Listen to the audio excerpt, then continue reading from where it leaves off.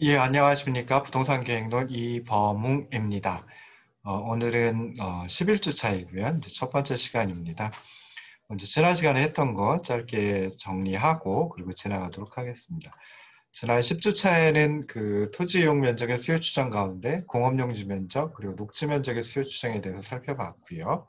그리고 이제 토지 이용의 입지 배분에 대해서 살펴봄으로써 토지 이용 계획을 진도를 다 나갔습니다.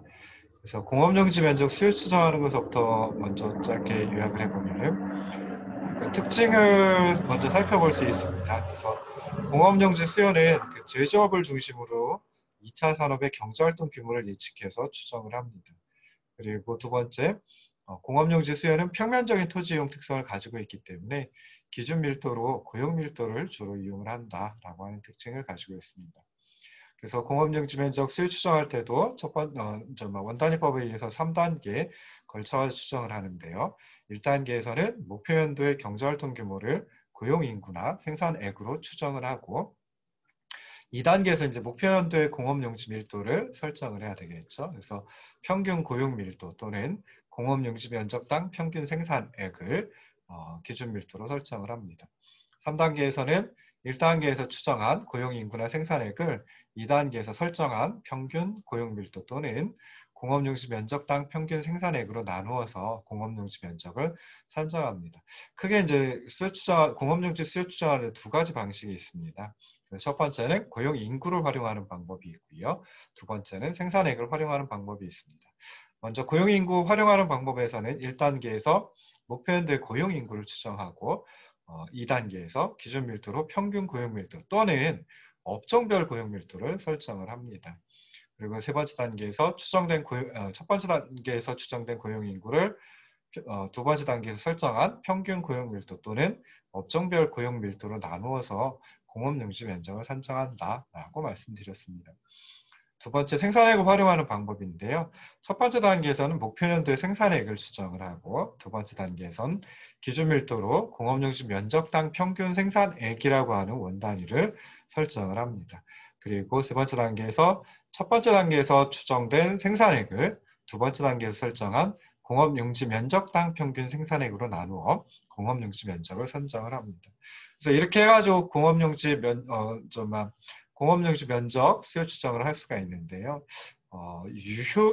좀 유의해야 될 점이 있습니다. 최근 들어가지고 아파트형 공장 등과 같이 도시형 공업 용지들에 대한 수요가 많이 증가를 하고 있습니다. 그래서 이렇게 도시형 공업용지 수요 추정에는 평면적인 그런 어떤 기준 밀도 말고 용적률 등의 입체적인 그 기준 밀도 지표를 적용하는 것도 바람직하다라고 생각해 볼 수 있습니다.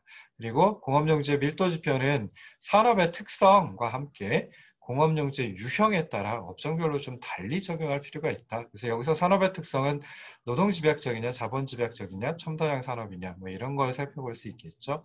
그래서 아무래도 노동집약적 산업이 고용 인구가 더 많다라고 생각을 해볼 수 있고요. 첨단형 산업으로 가면 갈수록 고용 인구가 줄어드는 그런 특징을 가지고 있기 때문입니다.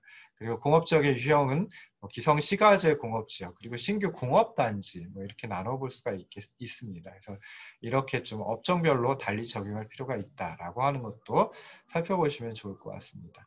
자, 마지막 그 수요 추정이 이제 녹지 면적의 수요 추정입니다. 그래서 뭐 여러 가지 형태의 녹지가 있을 수 있는데요. 그 중에 시민의 휴식과 쾌적성을 담보하기 위한 녹지 수요가 있습니다. 그래서 이러한 녹지 수요는 좀 인구 규모에 비례해 가지고 추정하는 게 바람직하다라고 생각해 볼 수 있고요. 그래서 구체적으로 이제 그 관련법에 근거해서 예측 인구에다 녹지 원단위를 곱해가 추정하는 그런 방법을 주로 쓰고 있습니다. 그리고 도시공업 및 녹지 등에 관한 법률 시행규칙 제5조 그리고 별표 2에서 보면은 개발 계획의 규모별로 도시공원 또는 녹지의 확보 기준을 제시하고 있기 때문에 그 기준을 그 기준을 갖다 충족시키는 그런 정도로 이제 녹지 면적의 수요를 추정하는 게 바람직하다라고 생각해 볼 수 있습니다. 토지 이용 계획의 네 번째 단계가 이제 입지 배분 단계 또는 토지 이용의 입지 배분이었죠. 그래서 그 부분을 갖다 이제 지난 시간에 또 살펴봤습니다. 그래서 토지 이용의 입지 배분과 관련해서는 제일 먼저 이제 입지 배분의 기본 방향을 설정을 해야 되고, 두 번째 단계에서 개발 가능지, 불능지, 유보지와 용도별 입지 후보지 선정하는 그런 단계가 있습니다. 그리고 세 번째 단계에서는 도시 공간 구조를 구축을 하고요. 마지막 네 번째 단계에서 연결 체계를 구축해가지고 이렇게 해가지고 이제 토지 이용의 입지 배분을 계획을 짤 수 있다 라고 생각해 볼 수 있습니다. 토지 이용의 입지 배분이라고 하는 과정 단계에서 첫 번째 과정이 입지 배분의 기본 방향을 설정하는 것입니다. 그래서 다양한 토지 이용의 연계 그리고 상충을 조절하는 방향이면서 동시에 효율적인 입지 배분 방향과 수단 등을 제시하여야 합니다. 그리고 사업의 목적과 현황, 과제에 따라 다르게 설정하는 것이 바람직하다라고 생각해 볼 수 있습니다. 도시 개발의 비전, 목표, 대상제 현황에 따라 가지고 입지 배분의 기본 방향을 좀 다르게 설정을 해야 되고요. 그 다음에 또 도시의 강점을 극대화하고 약점을 최소화하면서 시대적 패러다임, 동향 충분히 고려해서 입지 배분의 기본 방향을 설정하는 것이 바람직하다라고 생각해 볼 수 있습니다. 두 번째 단계에서 이제 개발 가능지, 불능지, 유보지를 선정하고 용도별 입지 후보지를 선정을 해야 합니다.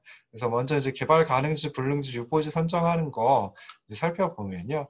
개발 가능지는 도시 활동에 필요한 인공시설 환경을 새롭게 배치할 토지를 의미하지요. 그래서 자연 현황, 지역의 토지 이용, 교통 현황, 뭐 이런 환경 분석을 통해서 개발 가능지를 추출을 해야 합니다.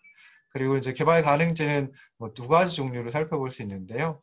나대지 상태, 그러니까 지금 아무것도 건물이 지어져 있지 않은 나대지 상태의 개발 가능지, 그리고 또 이미 건물이 지어져 가지고 개발이 이루어졌는데 재개발을 통하여 공급될 수 있는 재개발지, 이 두 가지로 구성이 되어 있습니다. 자, 그리고 나서 개발 가능지를 제외한 지역 가운데 산, 강, 하천, 위험 지역 등은 이제 개발 불능지로 선정을 하고요. 농지, 자연 상태가 좋은 공원 지역 뭐 이런 데는 개발 유보지로 이제 선정을 하는 것이 바람직하다라고 생각해 볼 수 있습니다. 자, 이렇게 개발 가능지, 뭐 그다음에 불능지와 유보지 선정을 하고 난 다음에는 용도별 입지 후보지를 선정을 해야 합니다. 그래서 뭐 여러 가지 있겠지만 뭐 녹지 지역, 그다음에 공업 지역, 주거 상업 지역 뭐 이런 것들을 살펴볼 수 있을 텐데요. 이 네 가지를 그 우리나라 용도 지역에서는 용도 지역 그 규제에서는 도시 지역이라고 하죠. 그래서 먼저 이제 녹지 지역, 녹지 체계를 갖다 살펴보면은 녹지 체계는 그 주거 지역이나 상업 지역의 쾌적성을 높이고 그리고 공업 지역의 환경 오염을 완화하는 역할을 하기 때문에 다른 용도 지역과 일정한 관계를 형성하여 배치하는 것이 바람직하다라고 생각해 볼 수 있습니다. 그럼에도 불구하고 개발 불능지 그리고 유보지가 일반적으로 공업 및 녹지 체계의 핵심 요소로 작용을 하고요. 녹지 네트워크의 근간을 이룬다라고 생각하시면 좋을 듯 싶습니다. 자, 공업지역은 일반적으로 도시의 외곽이나 고속도로 접근성이 양호한 지역에 입지를 하는 것이 바람직하지요. 그래서 자연재해로부터 안전하고 평탄한 지형이면서 지가가 낮고 충분한 토지 공급이 가능하며 용수와 전력 등의 공급이 원활한 지역을 공업지역으로 선정을 하는 것이 바람직합니다. 그러면서 또 주거지역이나 상업지역과의 상충이 일어나지 않도록 배치하는 게 바람직하고요. 대신에 아파트형 공장과 같은 그 도시형 공업지는 도시 내부에 입지하는 것이 바람직하다라고도 생각을 해볼 수 있습니다. 주거지역하고 상업지역은 자연환경적인 요소를 강조하는 녹지지역이나 또는 공업지역하고 달리 공간구조와 연결체계를 고려해가지고 결정하는 것이 바람직합니다. 그래서 상업지역 같으면 도시의 계약적 중심에 좀 입지를 해야 되고 그다음에 또 교통 접근성이 양호한 지역에 입지를 하는 것이 바람직하다라고 생각해 볼 수 있습니다. 상업지역도 이제 크게 네 가지로 나눠볼 수 있죠. 그래서 중심 상업지역은 도심, 그리고 일반 상업지역은 부도심, 근린상업지역은 주거지, 유통상업지역은 주요 간선시설에 인접하도록 배치하는 것이 배분하는 것이 바람직하다라고 생각해 볼 수 있습니다. 자, 주거 지역 같으면은 안전하고 평탄한 지역, 그리고 오염이 적고 쾌적하고 상업 및 공업 지역 등의 일자리와 접근이 양호하고 도시 기반 시설의 공급이 용이한 지역 등에 좀 배치를 하는 것이 바람직하다라고 생각해 볼 수 있습니다. 그러면서 주거 지역 같으면 재개발 지역하고 신개발 지역 뭐 이렇게 이제 나누어 가지고 또 고려를 해야 된다라고 하는 것도 생각을 하시면 염두에 두시면 좋을 듯 싶습니다. 자, 이렇게 개발 가능지, 불능지, 유보지, 그리고 용도별 입지 후보지를 선정하고 난 다음에는 도시 공간 구조를 구축을 해야 됩니다. 도시 공간 구조 구축이라는 것은 무엇이냐? 도시 공간 구조란 무엇이냐라고 했을 때 도시의 가로망 체계, 그리고 뭐 도심, 부도시, 생활권 등의 공간 체계, 블록, 택지, 필지, 분할, 입체적 밀도 배치, 그리고 뭐 특화 계획, 뭐 이런 것들이 이제 도시 공간 구조의 구축과 관련이 되어 있습니다. 그래서 먼저 이제 도시의 가로망 체계를 구상을 해야 되는데요. 도시의 발전축, 교통 및 보행축, 공원, 녹지축 뭐 이런 것들을 계획하는 것이 가로망 체계 구상이다라고 생각을 하시면 좋을 듯 싶습니다. 그래서 도시 외부에서 도시계획의 대상지로 연계되는 간선 교통축과 도시의 발전축과 주변의 흐름을 반영해서 공간의 흐름을 구상하는 것이 바람직하고요. 대상지의 형태나 크기에 따라 가지고 뭐 선형 시스템으로 가로망 체계를 구상할 수도 있고 격자형 시스템, 환상형 시스템 또는 이들이 혼합되어 있는 이런 그 체계로다가 가로망 체계를 다양하게 구성을 할 수도 있습니다. 자, 그 후에는 이제 가로망 체계 구상을 하고 난 다음에 이제 공간 체계를 구상을 해야죠. 그래서 도심, 부도심, 생활권 이런 그 도시의 공간적 위계 그리고 성격을 갖다 좀 규명을 해야 되고요. 그다음에 도심, 부도심, 생활권, 위치, 개수, 영향권 뭐 이런 것들을 결정하는 것이 공간 체계 구상이다라고 생각을 하시면 좋을 듯 싶습니다. 그래서 일반적으로 중심지, 즉 도심이라고 하는 것은 간선교통축과 대중교통의 결절지에 입지를 하는 게 바람직하고요. 상업, 업무, 문화 등 도시의 중추 기능이 도심에 입지하는 것이 바람직합니다. 부도심하고 생활권에는 인구 및 주택 계획에 따라 인구를 배분해서 대중의 이용이 많은 공공시설, 도시 기반시설 이런 것들 이제 배치를 고려해야 합니다. 자, 이렇게 이제 가로막 체계 구상하고 공간 체계를 구상한 다음에는 이제 공원 및 녹지 계획 등과 연계해가지고 블록, 택지, 필지를 분할을 해야 하고요. 그다음에 입체적으로 도시 공간의 밀도를 배치해야 합니다. 그래서 도심과 간선도로에 근접할수록 고밀도를 배치하는 것이 바람직하고요.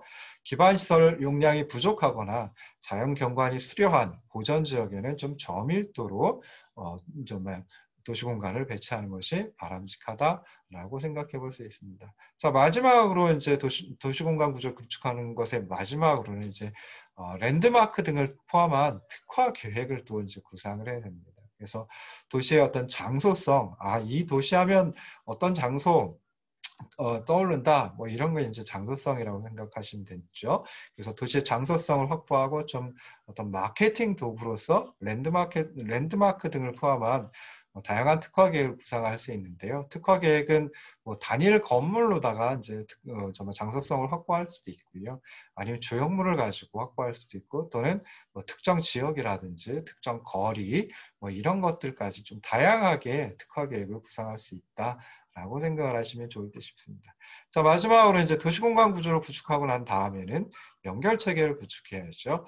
연결체계는 도로, 상하수도, 전기, 가스, 통신 등 기반시설의 동선 체계를 의미합니다. 그래서 공간구조 구축을 통해 형성된 공간은 연결체계를 통해 가지고 이제 융합되고 체계화됩니다. 공간구조 구축은 이제 어떻게 보면 배치를 하는 것인데요. 이렇게 딱딱 떨어져서 배치를 시키는 건 떨어뜨리고 배치시키는 것인데 그것들이 이제 하나로 연결이 돼야지 좀 융합되고 체계화된다라고 생각을 해볼 수 있습니다. 뭐 도로 같으면 이동의 편리성이라고 하는 것도 중요하고요. 그 다음에 또 이동 수단의 선택권. 요즘에는 자전거라든지 또는 뭐 그냥 개인적인 그 탈거리들이 또 많이 있죠. 그래서 그런 그 이동 수단의 선택권을 함께 보장할 수 있도록 배치를 하는 것이 바람직하고요. 그다음에 건물에 연결되는 그 기반 시설들, 뭐 상하수도, 전기, 가스, 통신 뭐 이런 것들은 이제 건물에 직접 연결이 되죠. 그런데 가능한 지하에서 접속되도록 하는 것이 바람직하고 건물에 일체화시키거나 또는 지중해에 매설하도록 유도하는 것이 바람직하다라고 생각해 볼 수 있습니다. 그래서 연결체계는 기능적인 역할도 수행하지만 동시에 이제 경관축을 구성을 하고 있기 때문에 기능적인 측면 그리고 미적인 요소까지도 함께 고려하는 것이 바람직하다라고 생각을 하면 좋을 듯 싶습니다. 자, 여기까지 해가지고 지난 10주차에 강의해드렸던 내용을 갖다 이제 정리를 했습니다. 자, 그리고 나서 이제 이번 주차 시작을 할 부분이 이제 기반시설 계획입니다. 그러니까 토지이용 계획 끝냈고요. 그리고 이제 기반시설 계획으로 넘어갑니다. 그래서 기반시설이 무엇인지 뭐서부터 생각을 해야 되는데요. 기반시설의 정의는 조금 뒤에 살펴볼 겁니다. 그리고 이제 기반시설과 도시계획시설에 대해서 살펴보려고 합니다. 기반시설은 그 도시계획의 주요한 수단이고 그러다 보니까 도시관리계획의 하나로 결정을 하는 것이 이제 기반시설이다라고 생각해 볼 수 있습니다. 그래서 기반시설은 도시민의 정주활동에 기본적으로 필요한 도로, 상하수도, 학교 등과 같은 물리적 시설을 말한다라고 생각을 하시면 좋을 듯 있고요. 그리고 정말 기반시설이 우리나라에 처음 이제 도입된 것은 물론 그 전에도 있긴 있었습니다. 근데 기반시설에 명칭을 붙여가지고 도입된 것은 조선 시가지 계획령이라고 하는 1934년 만들어진 일제강점기에 만들어진 법령에 처음 지정이 되었습니다. 그래서 그때는 이제 23개, 도로를 포함해가지고 23개 시설이 지정되었고요. 그 이후에 이제 62년에 이 표를 보시면은 62년에 이제 도시계획령이라는 법령을 통해 가지고 또 5가지가 추가가 됐죠. 그래서 거기 보시면은 이제 이 표에 이제 두 번째 법령서부터 보시면은 추가된 거는 그냥 이렇게 괄호를 안 쳤고요. 괄호를 친 거는 빠진 것이다라고 생각하시면 됩니다. 그래서 이 공항, 그러니까 1962년에는 주차장과 공항이 들어왔는데 공항은 비행장, 그 앞에 보시면 비행장이 있죠. 그래서 비행장을 대신해 가지고 공항이 들어왔습니다. 그 다음에 공간시설로는 녹지, 유원지가 추가가 되었고요. 공공문화체육시설로는 학교 도서관이 추가되었고 방제시설은 방사시설이라고 불리우던 걸 사방시설이라고 이제 우리나라 그러니까 일본어로는 이제 방사시설이라고 보통 부르는데 우리나라 같은 이제 사방시설이라는 표현을 많이 썼나 봅니다. 그래서 사방시설이라고 이름을 바꿨고요. 그 다음에 보건위생시설 중에 도장도 이제 도살장이라는 명칭으로 바꿨습니다. 그래서 1971년에도 이제 39개가 추가된, 실질적으로 추가된 건 11개고요. 그리고 이제 39개가 이제 39개로 됐습니다. 그래서 여기 보시면,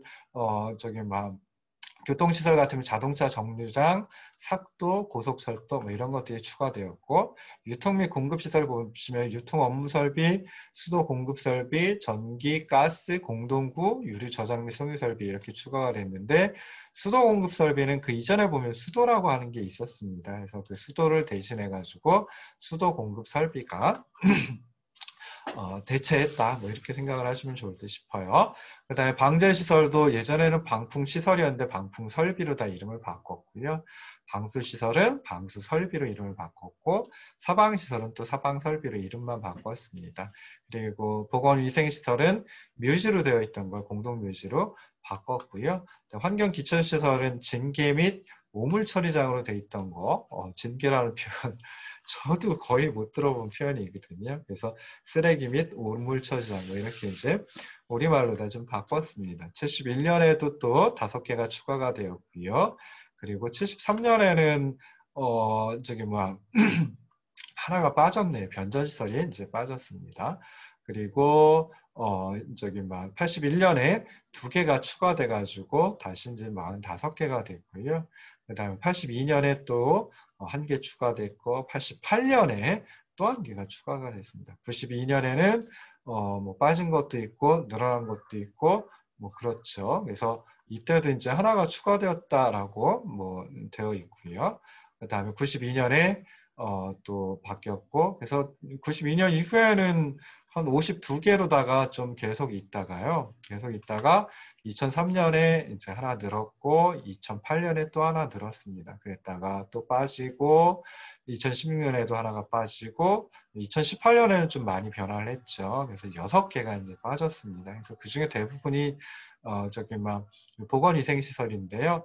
그 앞서서 이제 화장시설, 공동묘지, 봉안시설, 자연장지, 장례식장으로 되어 있던 걸 그냥 장사시설로 한꺼번에 이제 묶었습니다. 그래서 그게 이제 그렇게 되었고요. 그래서 2018년 현재, 2018년 11월 13일 현재, 이 뒤에 건 제가 업데이트를 못했습니다. 그래서 2018년 11월 지금으로부터 한 2년 전인데요. 뭐 아마 그 뒤에 바뀌었다고 제가 보지를 못해가지고요.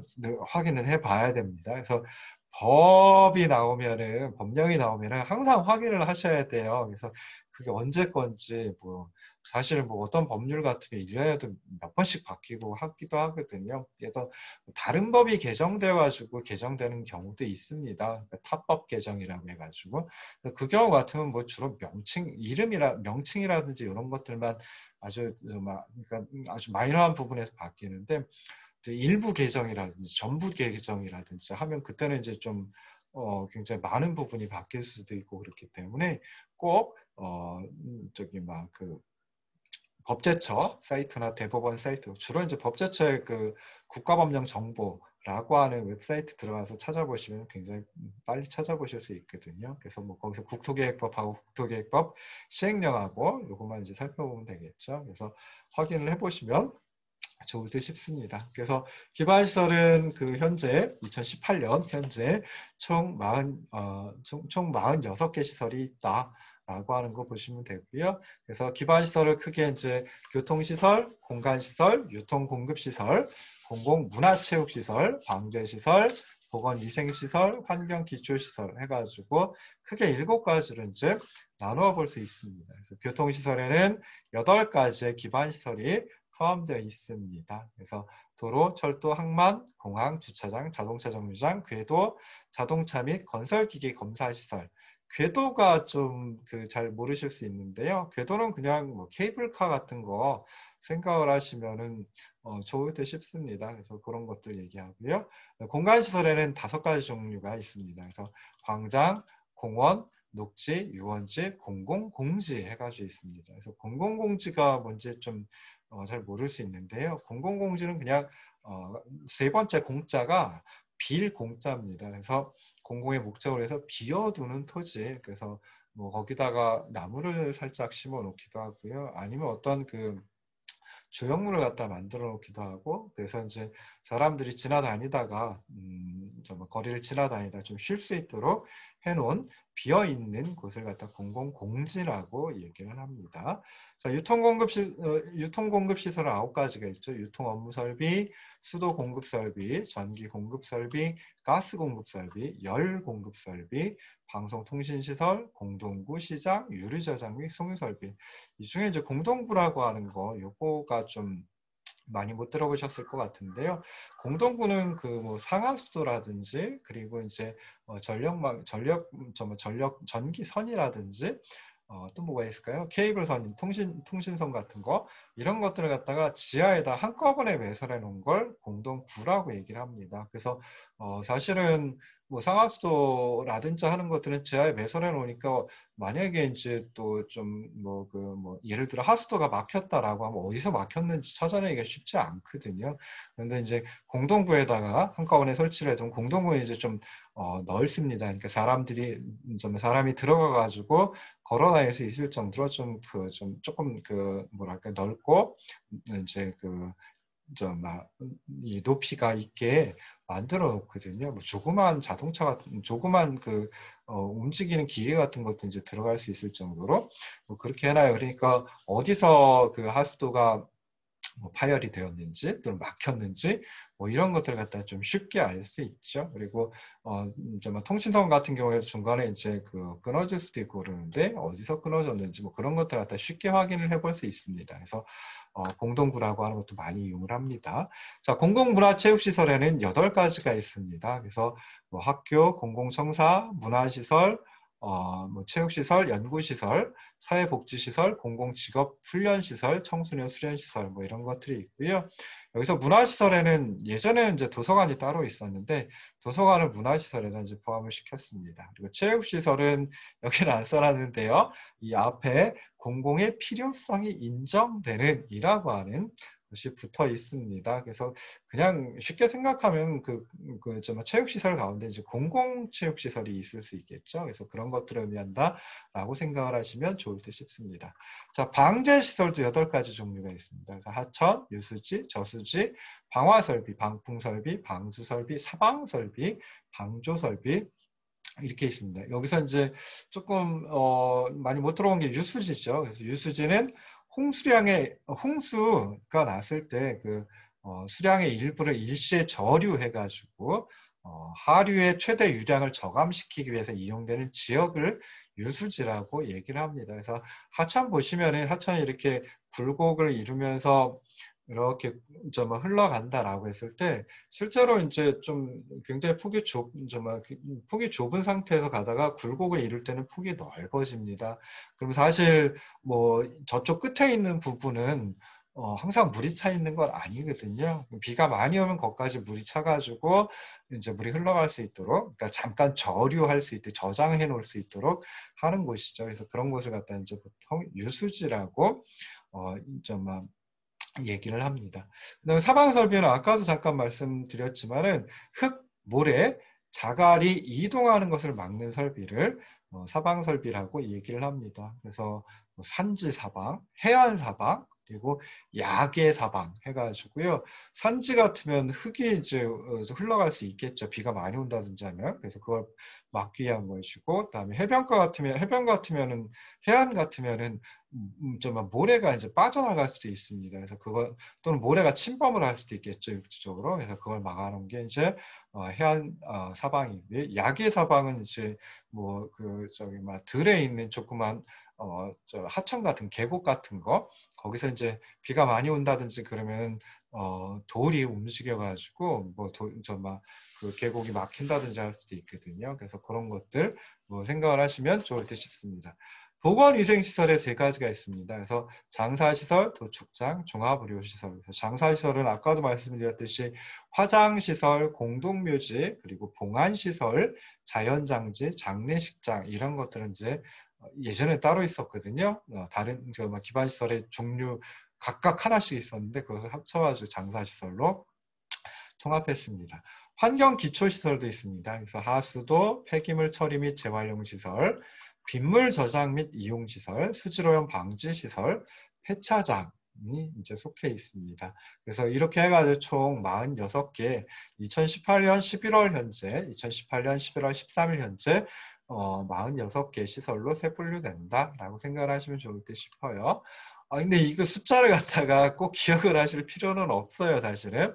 그래서 왜냐하면 여기 자동차 및 건설기계 검사시설, 이것도 어떤 분들은 자동차 검사시설, 그리고 건설기계 검사시설 나누기도 하고요. 그 다음에 여기 방송통신시설이 있는데 이것도 방송시설하고 통신시설로 또 나누기도 하고 얘도 마찬가지입니다. 유리저장 송설비도. 그래서 말씀하시는 분들마다 몇 가지인지 이게 좀 달라요. 다르긴 하는데 제가 법령을 보고 그리고 나서 해석했을 때 이렇게 46개 시설로 구분이 되는데 싶습니다.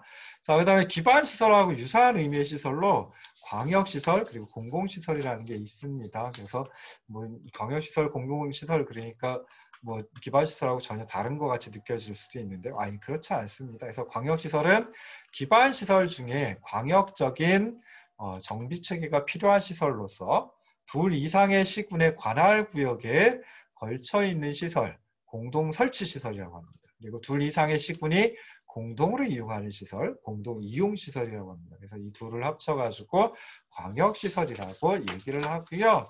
현재 그 공동설치시설 13종, 그리고 공동이용시설 18종이 있습니다. 자, 그 다음에 공공시설은 항만, 공항, 광장 등 공공용 시설 갖다가 공공시설이라고 얘기를 합니다. 그래서 이 아래 보시면 이제 표가 있는데 광역시설과 공공시설에 관한 표가 있는데 말씀드렸죠. 2018년 11월 13일 현재 그때 개정된 법령 가지고 보면은 이렇게 이제 구성이 되어 있습니다. 그래서 광역시설은 공동 설치시설, 공동 이용시설 이 두 가지로 이제 구분을 해볼 수 있고요. 그 다음에 공공시설은 기반시설, 행정청 설치시설, 그리고 스마트 도시의 관리 운영에 관한 시설 해가지고 세 가지로 또 구분을 해볼 수도 있습니다. 뭐 행정을 하는 분들은 이게 굉장히 중요하겠지만 뭐 우리는 그렇게까지 중요를 하지 않고요. 그래서 그냥 기반시설 이렇게 46개로 세 분류되는데 크게는 이제 7가지 종류로 구분을 해볼 수 있다. 교통, 공간, 유통, 공급, 공공문화체육, 방제, 보건위생, 환경기초시설 뭐 이렇게 이제 구분을 해볼 수 있다라고 생각을 하시면 좋을 듯 싶습니다. 자, 잠깐 쉬었다가 다시 돌아오도록 하겠습니다.